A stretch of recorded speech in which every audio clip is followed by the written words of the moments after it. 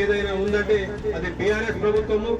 కాబట్టి కార్మికుల హక్కులకు మొట్టమొదటిగా గుర్తించి కార్మిక సంక్షేమానికి పెద్ద మార్పు తీసుకొచ్చింది కేసీఆర్ గారు అని మీ అందరూ గుర్తు చేసుకోవాలి. అదేవిధంగా ఈ భవన నిర్మాణ రంగంలో పనిచేస్తున్న చాలా మంది కార్మికులు ఉన్నారు. తుంగతుర్తి మండలంలో కాదు, తుంగతుర్తి నియోజకవర్గంలో ఉన్నారు.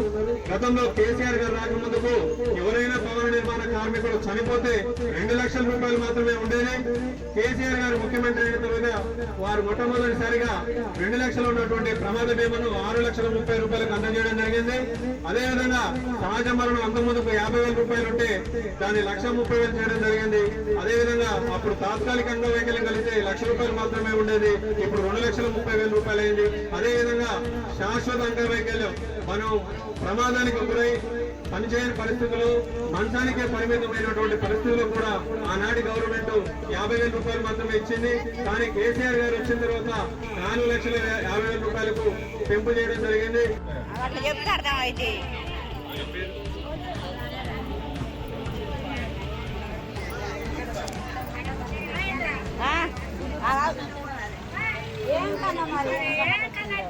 కొండగడుపుల వెంకటమ్మ, భర్త పేరు ముత్తయ్య,